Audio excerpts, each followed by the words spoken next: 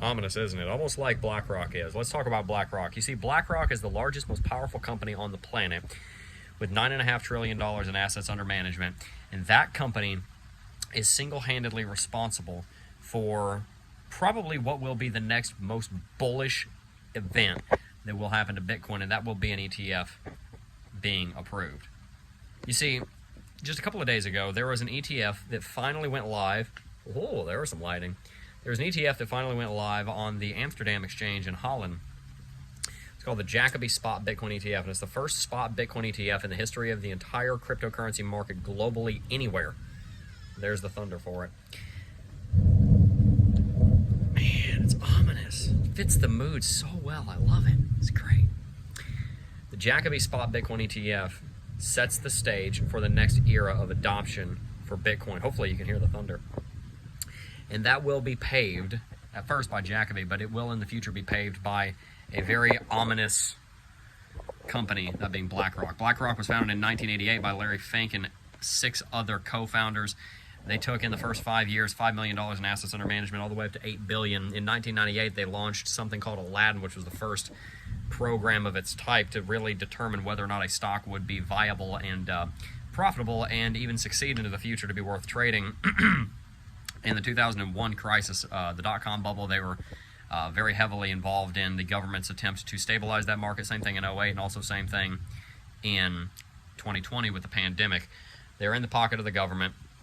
They're very, very powerful, and they also are very powerful over media. They are the largest they're the largest shareholder of Fox, of Comcast, of Disney, and if you want to make an executive hiring decision at one of those companies, you have to go through BlackRock.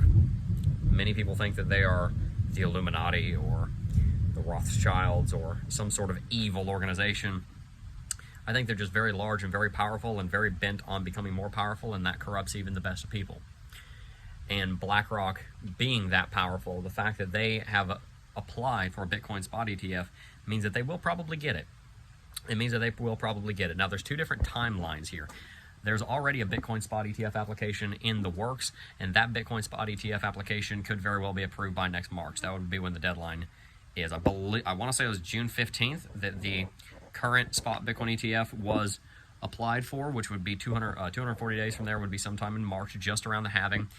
The SEC probably won't, I'm leaning at this point, probably won't actually approve that because SEC Chairman Gary Gensler is so far off, serving Emperor Palpatine that he's never going to want to approve a Bitcoin spot ETF while he's going after destroying the entire market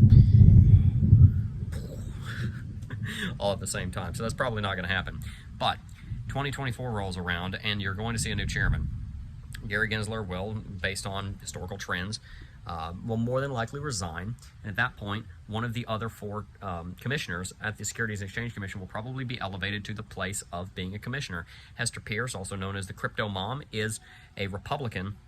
And so if Donald Trump wins the presidency, because if a Republican wins, it's probably going to be him, then Hester Pierce would probably be the commissioner that is elevated to the position of Securities and Exchange Commissioner. If that occurs, you're going to more than likely see a flood of ETFs because Hester Pierce has vehemently opposed so many of the different policy choices that the SEC is, not policy choices, but so many of the different enforcement actions that the SEC has gone through and would likely help pave the way for adoption of a Bitcoin ETF. So there is a decent chance, maybe a 20 to 30% chance that this BlackRock spot Bitcoin ETF is approved. If it doesn't get approved then in 2024 after the election, so we're talking very end of 2024, about 18 months from now, BlackRock may apply for another one under new leadership at the SEC, and if that spot Bitcoin ETF gets approved, more than likely in 2025, that would correspond with the next bull market all-time high, and that could help drive Bitcoin well over $100,000. One of the other stories I think is important right now is the fact that Bitcoin's volatility is very low. There's not much going on in the market volatility-wise, and many people are discouraged by that. I want to remind you and encourage you that low volatility on Bitcoin has always historically been a continuation indicator on the Bollinger Bands. On the weekly chart Bollinger Bands, there is very low volatility right now. And when that volatility is very low, that typically means that there's about to be a massive movement continuing the current trend. The current trend is up.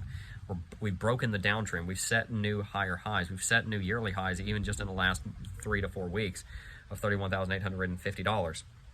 It's very likely in my mind that by the end of the year we're trading confidently and comfortably above $30,000, and with the reality that there probably will be a Bitcoin spot ETF in the next 3 years, but potentially within the next 6 months, with the halving coming with that low volatility indicating a longer term, a more major uptrend coming at some point in the next 3 to 6 months. And considering the fact that the global economy is continuing to destabilize throughout the rest of this decade, and Bitcoin was specifically designed to be the general public's hedge against unstable markets, everything is coming up Bitcoin. And I, for one, as a Bitcoin investor, am very excited about that. If you enjoyed today's video and you're looking forward to seeing how Bitcoin is going to fare over the course of the rest of this decade, then stay tuned because we've got more content coming. Really appreciate all of you for tuning in. Make sure to hit that like button, subscribe to the channel, and stay on the lookout, because there are forces and powers that be out there that are far beyond our understanding, like BlackRock and Gary Gensler. And you don't want to be taken off guard. Peace.